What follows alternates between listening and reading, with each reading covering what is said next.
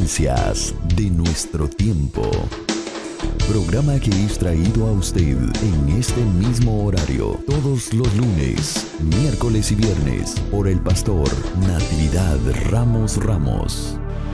Puede escribirnos a radioadoración@hotmail.com o envíenos un texto al 704-634-6706.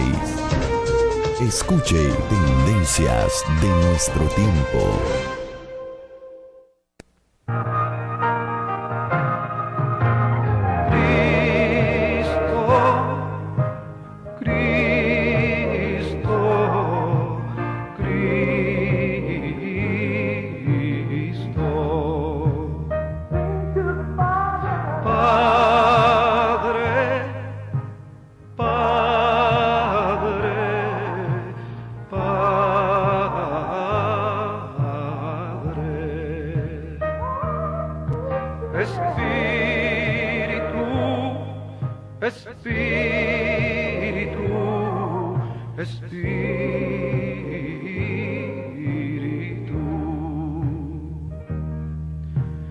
Deja tu agua viva entre mi alma correr.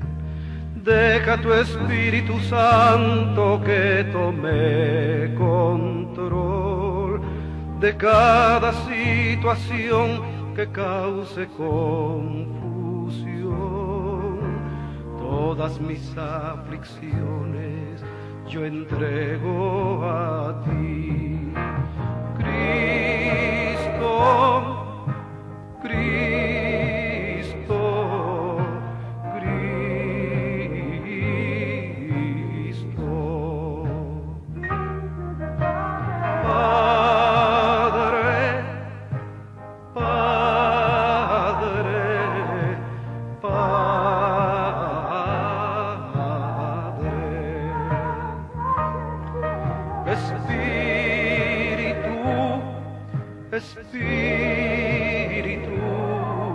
Espíritu,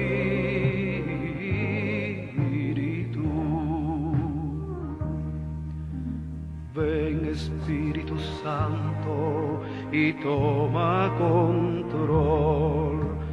Tómame en tus brazos, borra mi temor, atráeme hacia ti y toda duda se irá. Quítame el orgullo y lléname de amor. Cristo, Cristo, Cristo.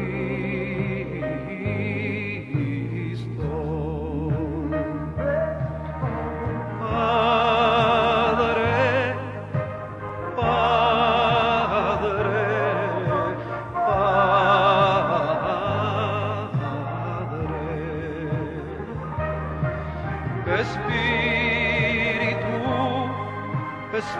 Muy buenos días, amada iglesia. Amigo, usted que nos está sintonizando a través de esta programación, le damos los muy buenos días a cada uno de ustedes. Y una vez más, gracias por estar con nosotros en este medio, en esta programación, Tendencias de nuestro tiempo, traído todos los lunes, miércoles y viernes a esta misma hora.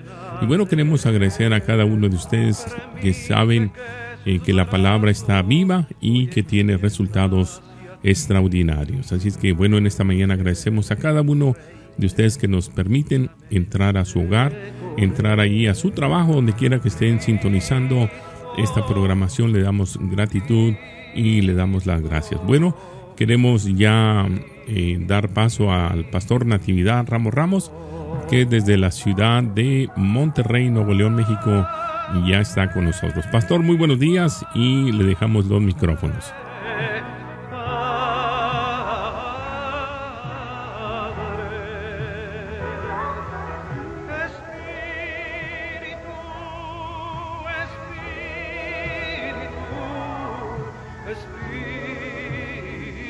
Hermano Isaí, Dios me los bendiga esta mañana, mis hermanos, y gracias, verdaderamente, muchas gracias por esta bendición de estar aquí acompañándolos en sus programas. aportando aquellas cosas que Dios ha puesto en nuestro corazón. Verdaderamente agradezco a Dios que me haya dado este privilegio y espero, mis hermanos, donde quiera que me estén escuchando, que estas reflexiones sobre la palabra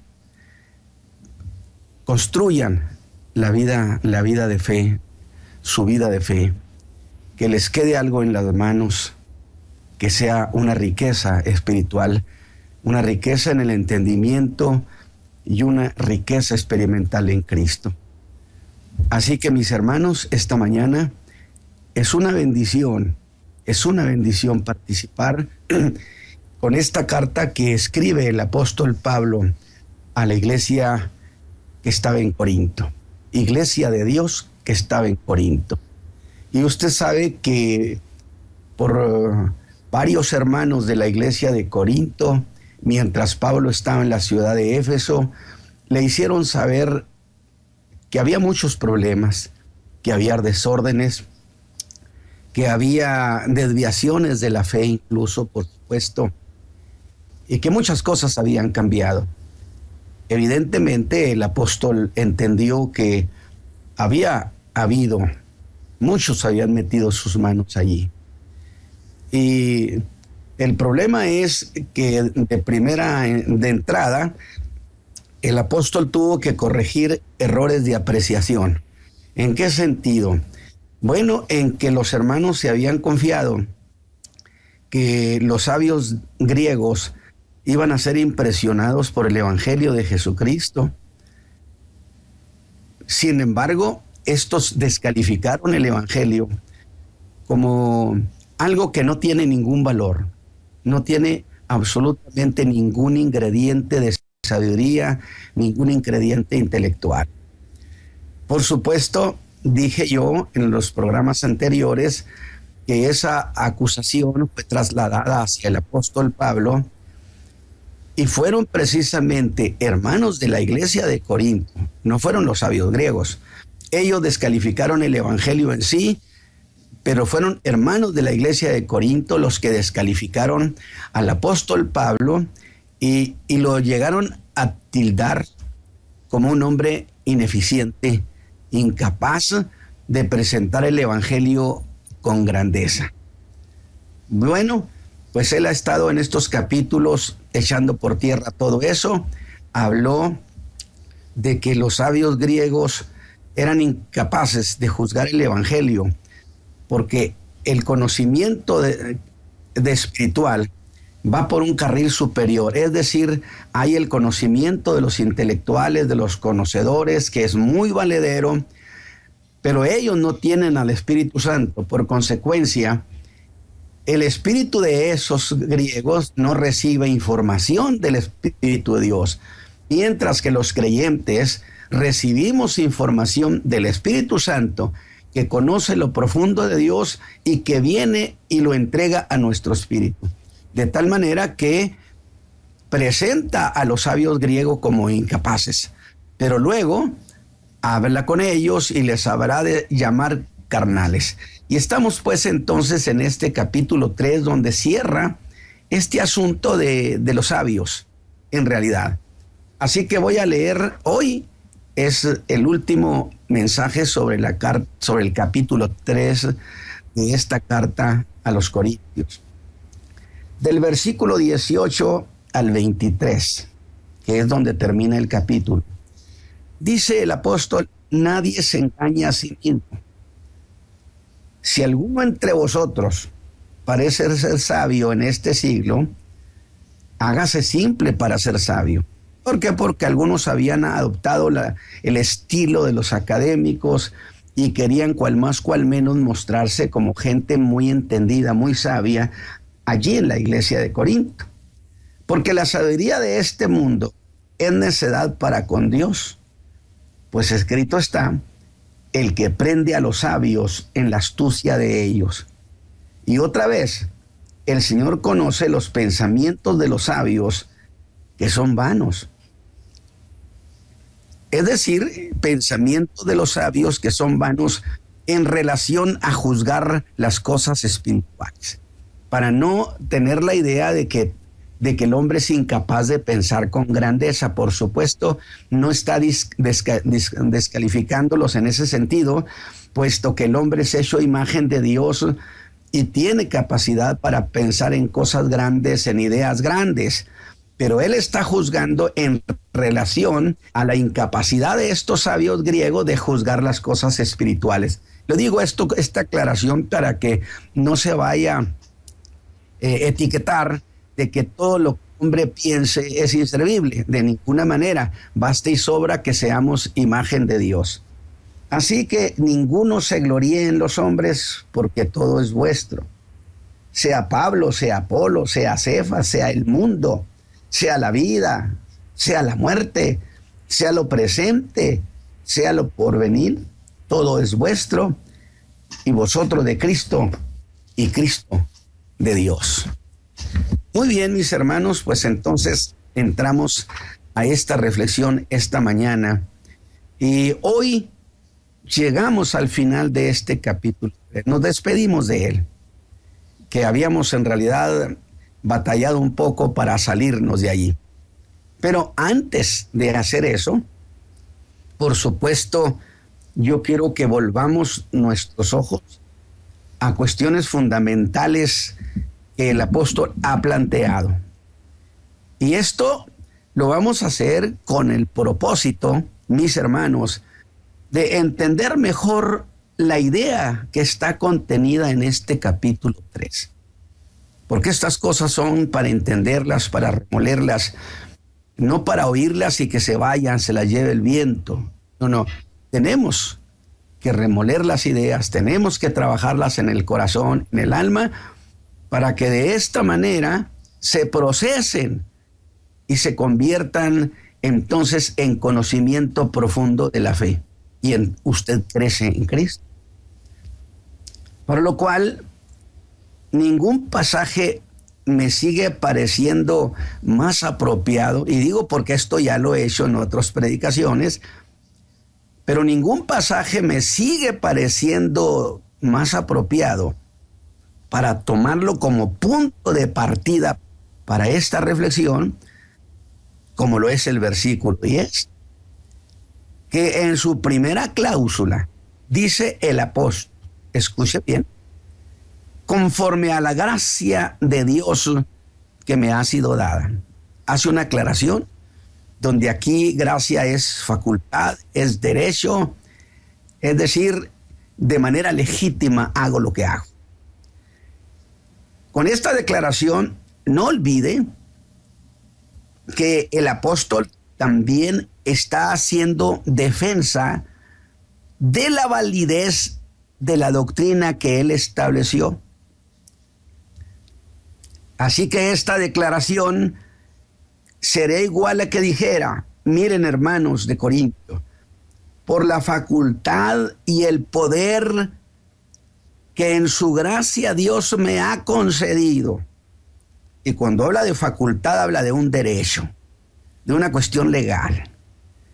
Por esa razón, por esa facultad legal que recibí de Dios, es que ejercí mi derecho como cosa legítima a poner el fundamento de la fe.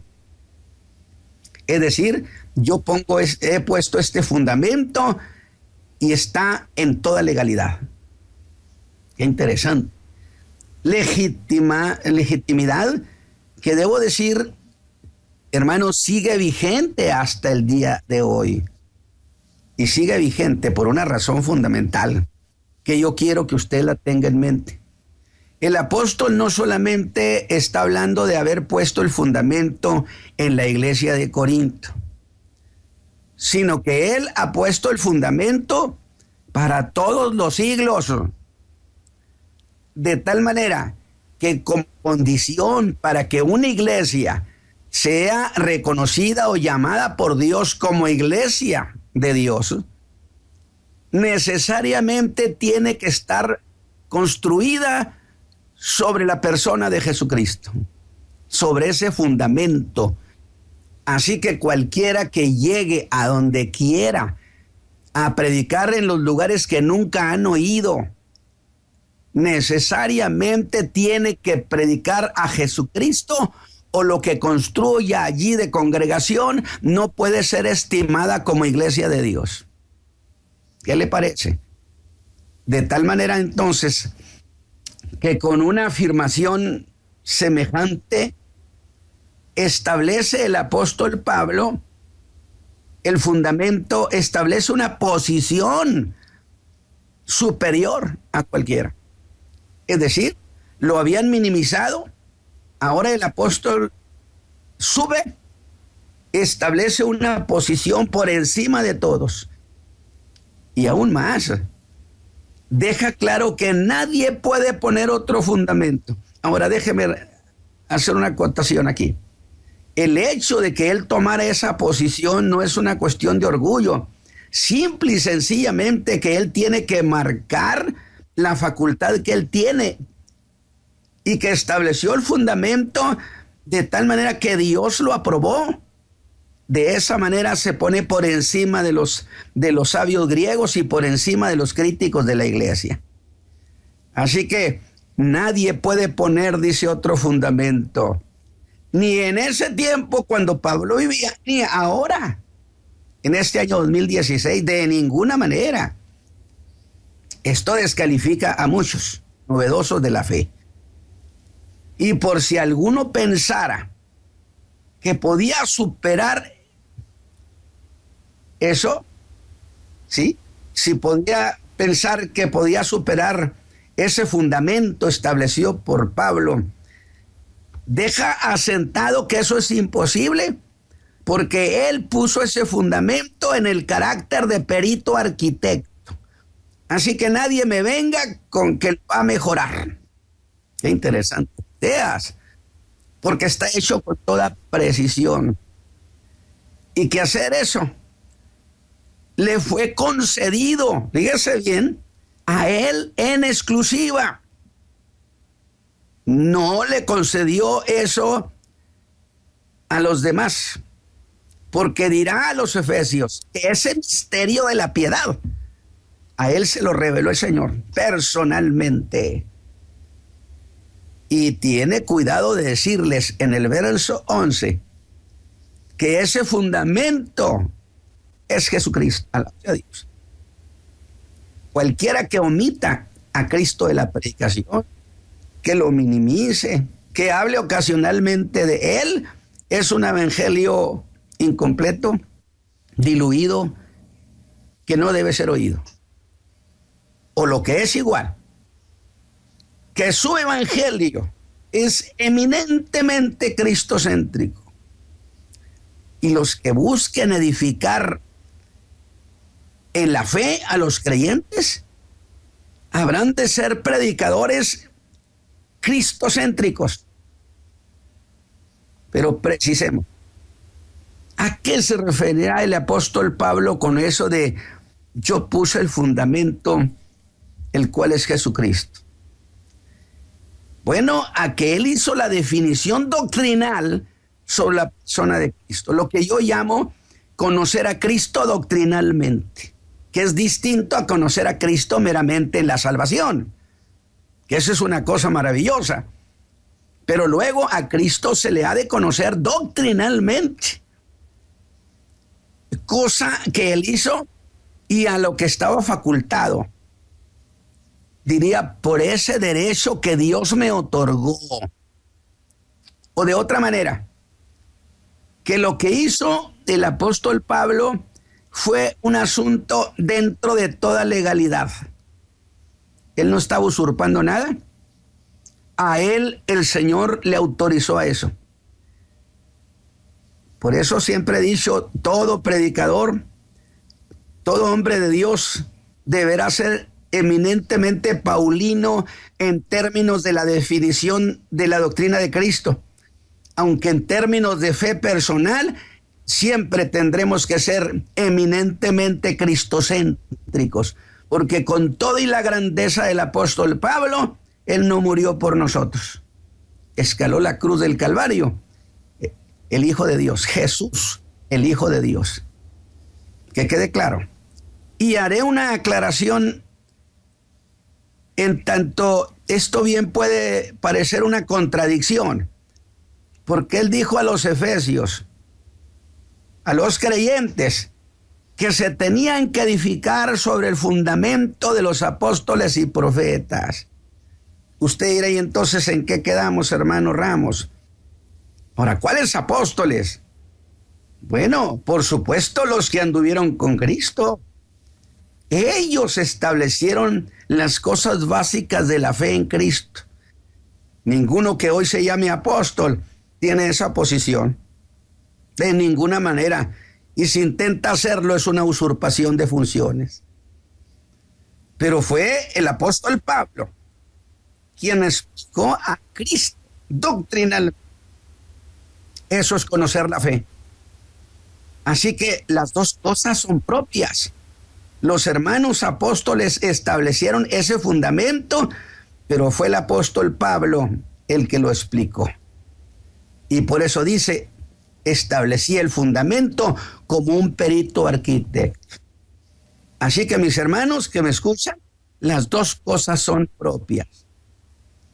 Y ha de entenderse que eso lo hizo no solo para la iglesia de Corinto, sino para la iglesia de todos los tiempos, insisto, en México, en Estados Unidos, en Centroamérica, en Sudamérica, en todas partes del mundo. No se puede poner otro fundamento que el que el apóstol Pablo puso sobre la definición doctrinal de Cristo. Esas palabras las dijo Pablo en función del futuro del evangelio y de la doctrina. Y precisamente será en atención a ese futuro, a que entonces él mira hacia ese futuro y se da cuenta que vendrán muchos después de él. Y no meramente a la iglesia de Corinto, como luego llegaron, sino que él piensa en términos de los siglos venideros y ve que otros seguirán edificando. Por eso dice los que edifican encima de qué, del fundamento que yo puse. Por eso la atención pone en esos edificadores después de él, los edificadores que vienen después de mí hasta el final de los tiempos sería. Y con todo derecho empieza diciendo, yo como perito arquitecto puse el fundamento y otro edifica encima. ¿Ve usted? ¿Ve usted que habla de ese otro? ¿O de esos otros? ¿Quiénes son, hermanos? ¿Quiénes son? Pues mire, hermano, puede ser cualquiera. No tienen rostro ni nombre. Puede ser el hermano Ramos. Pueden ser muchos otros. Es simplemente ese otro que venga, dijo Pablo. Y a ese otro en singular, luego lo pluraliza y lo convierte en muchos otros que edificarán encima del fundamento que él puso. Mire, hermano, esto, si usted lo entiende, lo analiza, usted se va a mantener firme en esta fe gloriosa que hemos recibido y no va a permitir su espíritu, su corazón, que vengan a cambiarle las cosas. Y como él lo hizo conforme a derecho, agredir ese fundamento se convierte en una cuestión legal penal. Dice bien, agredir ese derecho, ese fundamento que Pablo puso legalmente, se convierte en una agresión de carácter legal y penal. Y usted me va a decir, ¿penal, hermano? Sí, por eso cuidado con tanto enseñador que hay ahorita. Cuidado, porque no se han dado cuenta que es un asunto penal. ¿Y por qué penal? Bueno, ¿acaso no dice que el Señor destruirá a esos que destruyen la iglesia? Por supuesto que es un castigo. Y les hace una advertencia que está vigente el día de hoy. Como si apenas lo hubiera dicho hoy en la mañana. Como si Pablo entendiera que tiene derecho sobre los siglos por venir. como en verdad lo tiene. Les dice, cada uno mire cómo sobreedifica. Les exijo que tengan el mayor cuidado, porque el cimiento es único. Y por las palabras que dice de ellos, cualquiera que venga está obligado a edificar conforme al fundamento que yo puse, conforme a la versión paulina. Y en el versículo 11 les advierte, por si alguno, quien sea, se llegara a sentir con algún derecho a cambiar la doctrina, el apóstol da un paso y se pone frente a ellos y les dice, nadie, señores, nadie puede poner otro fundamento que el que ya está puesto, porque Dios no reconocerá otro fundamento. Qué vano es que alguno quiera cambiar las cosas. Ahora, podrán alegar que es muy lícito que ellos quieran edificar. Y sí lo será. Sí, pero sobre el fundamento. Porque eso nadie puede hacer jamás, cambiar las cosas. De esto se entiende que no puede haber una congregación que se llame Iglesia de Dios y no esté sustentada sobre el fundamento que es Cristo. Usted oye a los hermanos hablar y usted siente que Cristo es lo más importante. Pero precisemos de los que sobreedifican y de los materiales que usan, aunque ya lo he mencionado. Unos usan oro, otros plata, otros piedras preciosas. Pero hay un segundo grupo. Esto lo hacen con madera, con heno, hojarasca. Así que allí están representados los enseñadores y sus enseñanzas. Las cosas que predican y las cosas que enseñan. Por eso, predicar y enseñar a los hijos de Dios es un asunto altamente reverencial.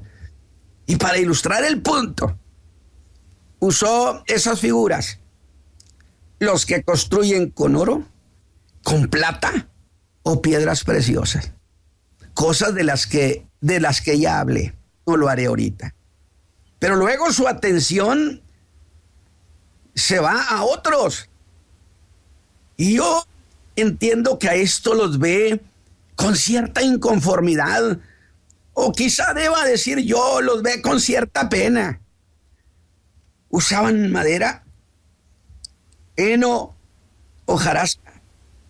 Y el apóstol debió pensar, qué inútil lo que están haciendo.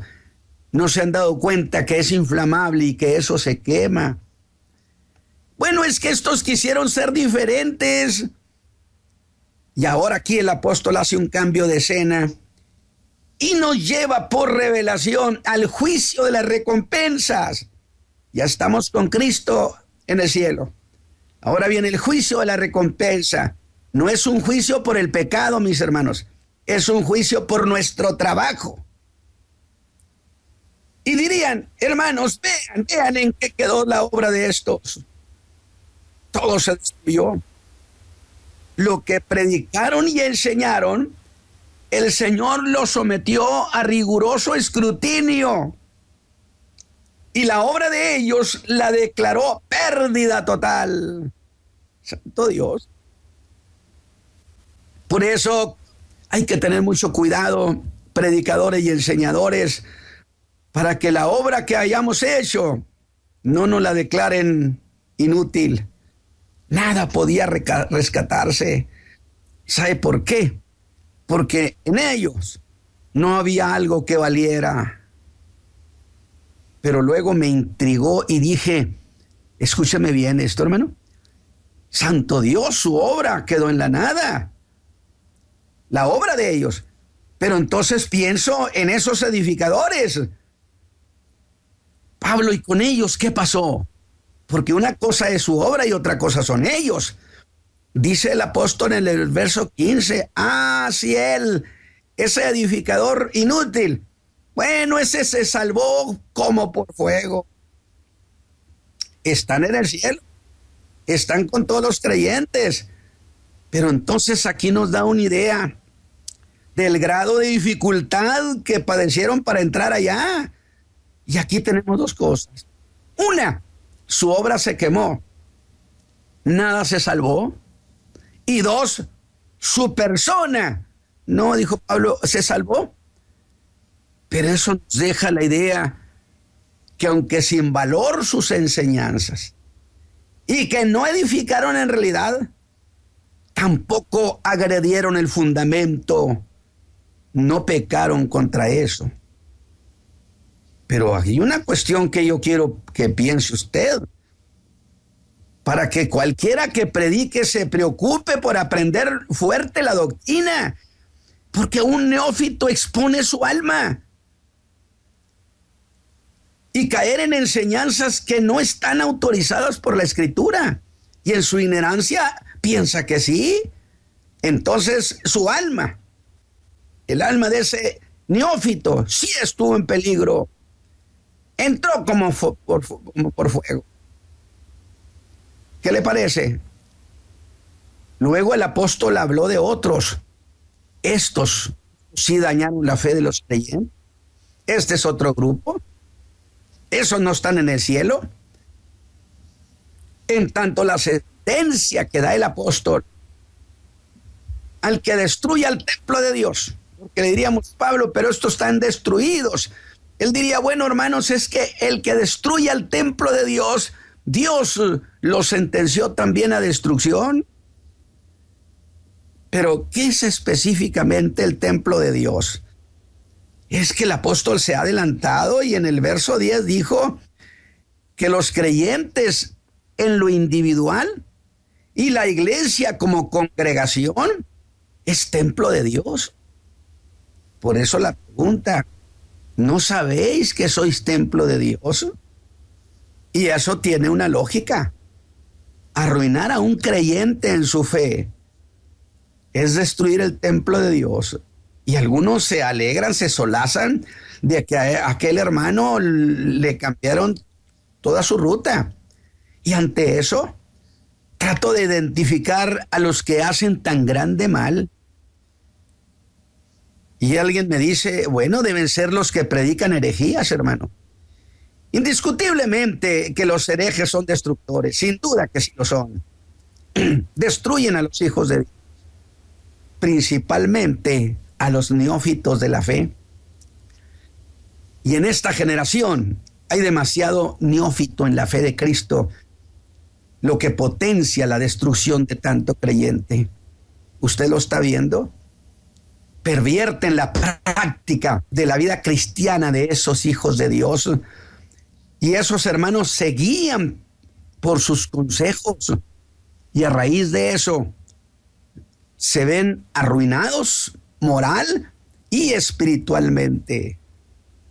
Cosa que Dios no pasa por alto. Y lo toma como una ofensa penal. Ese creyente que es templo de Dios, lo han arruinado a mucha gente el día de hoy. Las enseñanzas de muchos hombres los han arruinado. Regiones enteras las han arruinado. Que eran preciosas iglesias. Ahora ya no están. Así que dijo Pablo, cada uno mire cómo edifica. Aunque le voy a decir a usted que voy a seguir buscando a esos maestros de la herejía en esta carta. No me los he encontrado todavía, pero sé que están por allí y me los voy a encontrar. Estos son los que buscan mezclar la doctrina de la persona de Jesucristo con enseñanzas totalmente ajenas al fundamento establecido. A eso se le conoce como práctica de sincretismo, que es mezclar lo santo y lo profano, mezclar formas de pensamiento de la fe con formas de pensamiento de la nueva era y hacer de las dos un evangelio. Es decir, han traído el trascendentalismo a la fe cristiana Y de ahí han surgido tantas doctrinas como teología de la prosperidad, como doctrina de la identificación, como la doctrina de los decretos y muchos más, que son precisamente sincretismo puro. Así que, como sé que eso sucede en la iglesia de este tiempo, sé que los voy a hallar. Pero mientras tanto diré que esos que se confían y esta mañana yo hago un llamado a esos que se confían en que pueden enseñar todo lo que sea novedoso, están corriendo un gravísimo riesgo de caer en herejía. Y sin dejar de pensar en esos que aún habiendo trabajado con tanto entusiasmo, a los que le quemaron su obra, están con el Señor y trabajaron, si usted quiere, con buena intención, pero en plena ignorancia. Y en la ignorancia no se construye la iglesia de Jesucristo. La iglesia tiene que ser conocedora de esta fe. Y yo pido a pastores, a quien sea, que enseñen la doctrina profunda a los hijos de Dios. Nada de que con cualquier cosita los hermanos se pueden conformar. No, señores, denle alimento pesado. Así que la obra de estos fue estimada inútil. Pero encontré que no fueron malintencionados. Pero entonces, ¿qué sucedió con ellos? Bueno, tengo que hacer una apreciación que Pablo acaba de hacer, que se engañaron a sí mismos. Pues dice en el verso 18, nadie se engaña a sí mismo. Aunque prefiero este apartado del autoengaño, para los que siendo predicadores, para los que aún siendo predicadores, y quizá buenos predicadores, buenos evangelistas, llegaron a confiarse tanto que se engañaron a sí solos, a sí mismos. Se apreciaron más allá de lo que debía ser. Se sintieron con una superioridad impresionante y cayeron en un autoengaño. Y yo digo, qué duro es esto, ¿eh? Engañarse solo, ella es lo máximo, es como el que se muerde solo. Y fui al griego y le pregunté, ¿qué es eso de engañarse a sí mismo? Y el griego contestó de esta manera, bueno, es seducirse a uno mismo. ¿Seducirse solo? Eso sí que es grave. Luego el apóstol está diciendo, ninguno que predique o enseñe debe permitir la seducción a sí mismo. ¿Y qué cosa es seducirse a sí mismo? Bueno, sin duda, es pensar de él mismo más de lo que es y sentir que tiene derechos que no tiene.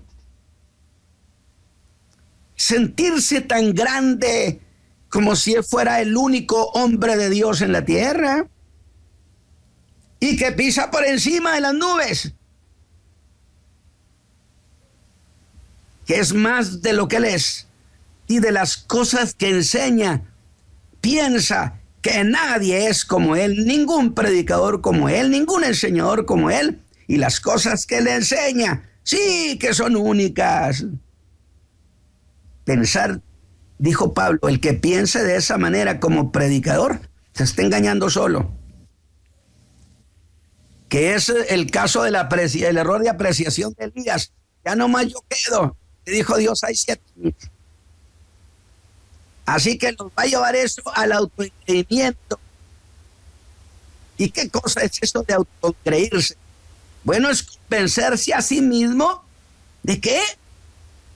De que es un hombre tan capaz que puede darse el lujo hasta de especular con la fe, de decir cosas que la Biblia no autoriza y sentir que tiene el derecho de hacerlo, porque él es un hombre consentido de Dios.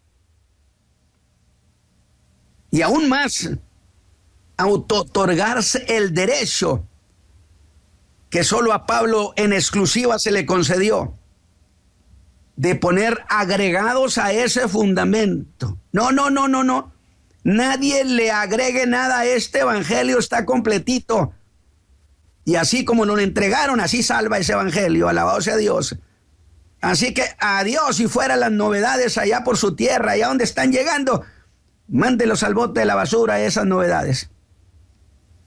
Y así, creyendo ellos mismos esa condición y sintiéndose con derecho, se convencen de que pueden introducir nuevas enseñanzas en el cuerpo de Cristo, en la iglesia. Ahora, diré que el engañarse solo necesariamente es resultado de mucha reflexión. O sea, no se engañó solo en un ratito. No, estuvo viendo cosas, pensando, razonando, sintiendo sus éxitos que el Señor le dio, que en ese acto de reflexionar puso en su pensamiento razones que alteraron su capacidad de juicio, que él tiene ese derecho, y habiéndose convencido a sí mismo, la especulación y la imaginación no tienen límite, y dicen cada cosa los hijos de Dios. Aprenda la fe, mis hermanos de las iglesias, para que se sacudan esa plaga. Pero dice algo así el apóstol. Agregan la segunda cláusula, que es clave de lo que piensa de él mismo ese hombre. Se piensa sabio. Él no oye a otros. Si alguno entre vosotros parece ser sabio, dice Pablo. Es decir, si él se tiene a sí mismo como quien es sabio, o que parece ser sabio de este siglo, el apóstol lo lleva a que ponga los pies en la tierra y nos lleva a la causa por la cual se confía la gente y se engaña a sí mismo. Porque el sentirse que tenía un conocimiento por encima de medio mundo lo envaneció. Y no va a oír a nadie y su versión será la única. Y Pablo le dice, pues hágase simple, que en esa llamada sabiduría de este mundo, aunque la tenga, sea sencillo, y es en la tierra. No hay nada más desagradable que un hombre de Dios sobregirado de sí mismo, que camina como un ser superior a todos los demás, los ve de arriba hacia abajo. Que sujete su llamada sabiduría a los principios de la fe, que es allí donde se da el engaño. Pues haciendo gala de esa autosuficiencia, yo soy suficiente, no habrán de ceder ni ante los principios de la fe, y en su terquedad entrarán en conflicto aún con los principios. Pero ya que vamos a salir de este capítulo, el apóstol irá cerrando este caso. ¿Y sabe qué hace Pablo, hermano? ¿Sabe qué hace? Pues resulta que le pide ayuda a Job. Y Job le dice que en ese momento Elifaz lo está regañando. Interesante. El apóstol Pablo le pide ayuda a Job. Pero Job en ese momento está siendo regañado por Elifaz. Pero usted me va a decir, hermano Ramos, ¿pero qué tiene que ver Elifaz en esto? Bueno, es que resulta que Elifaz dice muchas verdades de mucho peso. El que está regañando Job. Y Job le da el verso 13 del capítulo 5 al apóstol Pablo. Que Pablo va al capítulo 5 de Job, versículo 13, y se lo trae y lo pone en el verso 19 suyo. Y dice que la sabiduría de este mundo es necedad para con Dios. Oiga, espérenme tantito, pero como que ya, pues ¿qué es lo que está haciendo el apóstol? Usted dice, yo ya me enredé. No. Es que a esos que son sabios o que se llaman ser sabios y que dicen muchas verdades indiscutiblemente, resulta que los convierte de sabios en necios. Cita Job donde habla que Dios prende a los sabios en la justicia. Porque está diciendo muchas verdades, pero verdades que no se podían aplicar a Job. Estaba generalizando. Y sorprende que la cita sea de Elifaz, el mal amigo de Job, que no se niega que en su discurso a Job, sí es cierto, dice muchas verdades que no tenían nada que ver con Job. Y con ese caso, el apóstol hace una analogía con estos predicadores, que predicando, sí dicen muchas verdades, por supuesto que sí, pero que tienen la deficiencia, que no pueden tomarse como doctrina. Pero, ¿por qué si dijo tantas verdades? ¿Cuál es la razón que el apóstol haya citado al mal amigo de Job? Que será mal amigo, pero dijo muchas verdades y al final fue castigado. Claro que sí, hasta Job tuvo que orar por ellos. Y Dios dijo, si Job ora por ellos, los perdono. Vea ese lado sutil del apóstol. Y es que en la dialéctica de Elifaz abundan argumentos muy valederos, porque hay gente que es impresionante, predicadores que tienen una facilidad de la dialéctica, de la enseñanza, de mil cosas. Pero note esto, que tomados por sí solos son exactos, pero cometió el error de aplicarlos a Job. Hay muchas verdades en la vida que no la puede aplicar a la iglesia, y aplicadas a Job resultaron ser como bofetadas en la cara de un inocente. Bueno, está bien, pero hermano Ramos, ¿cómo darle sentido a esto? Que Elifaz tenía por estilo esto, decir muchas verdades sueltas, de tal manera que la verdad es una sola y verdades sueltas pueden dejar de ser verdad. Decir muchas verdades sueltas, pero que en conjunto no reflejan la verdad de las cosas. Y eso era perder la verdad en medio de muchas verdades sueltas. Porque los que predican así le dicen muchas verdades sueltas, floridas, muy bonitas. Hacen declaraciones que hacen que la gente salte, alegre, y sienta una emoción. Y dicen, qué cosa tan impresionante, qué bendición sentimos. Pero la verdad se pierde en medio de muchas declaraciones de ellos. Por lo tanto, ser un predicador vano es el que no da la verdad. Y luego, para calificar a esto, el apóstol Pablo echa mano del Salmo 94:11 y dice, el Señor conoce los pensamientos de los sabios, que se dicen sabios y que hacen esto que hizo Elifaz, que son vanos, que hacen lo que hacen tanto predicador. Frases preparadas, deliberadas, para soltarlas en el auditorio un momento de emoción, y hace que la gente grite y glorifique a Dios. Que a pesar de la jactancia de sus predicaciones o sus raciocinios, no dejan de ser vanos. Y el apóstol cierra este capítulo y cierra el caso. ¿Qué andan buscando ustedes, hermanos? ¿Que los sabios se hagan de su parte, de su lado? ¿Quieren tenerlos a ellos?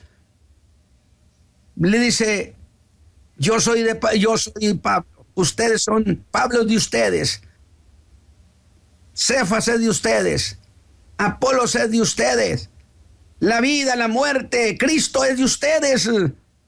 Así que, ¿qué andan buscando si lo tienen todo? Alabado sea Dios. Y luego remata diciendo, ninguno se gloríe en los hombres, sea quien sea, porque todo es de Dios. Y yo espero que con estas ideas, este perfil, usted puede identificar las cosas y decir, no, yo me voy a asentar, yo no voy a andar persiguiendo estrellas, no voy a andar detrás de los predicadores famosos, Yo voy a irme a la doctrina, al conocimiento. Así que, hermanos, yo espero que esta mañana el Espíritu de Dios me apoye, me haya avalado en este cuerpo de ideas, porque es un clamor vehemente, pueblo de Dios, no toleres estas cosas. Hermano Isaí, gracias, que el Señor le bendiga a mis hermanos. Y escribe al ángel de la iglesia: el que tenga oídos para oír, que oiga. ¿Cuánto daría por mirarte entrar en el templo que hoy se encuentra profanado, y que volcaras esta mesa de mentiras que tiene la religión, y vieras cómo se comercia con tu gracia y cómo venden los milagros? Seguramente el celo te consumiría y te enojarías, mi buen pastor.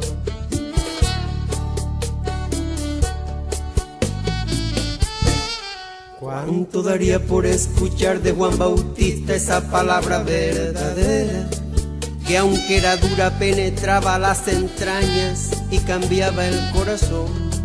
Estoy cansado de escuchar un evangelio falso, que me prospera, un evangelio estéril como aquella higuera que sin fruto se secó. Ven con tu azote bendito y expulsa por favor aquel que engaña a tus hijos vendiendo tu perdón. Ven con tu azote bendito y expulsa ese ladrón que se llena los bolsillos hablando de tu amor. Bueno, damos gracias al pastor Natividad Ramos en esta mañana por esta linda enseñanza que nos ha traído. Esperando que usted vuelva a sintonizarnos este lunes a esta misma hora. Si Cristo de la Gloria no ha venido por la iglesia, bueno, estaremos de regreso el lunes a esta misma hora. Gracias una vez más. Le vamos a dejar nuestra información en el cual usted se puede comunicar con nosotros a la dirección que usted estará escuchando un momento más. Y hoy solo hablan de la prosperidad, ya no más.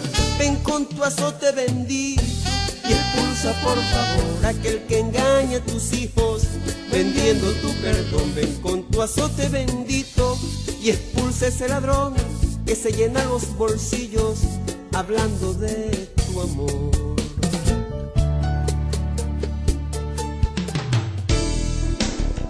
Tendencias de nuestro tiempo.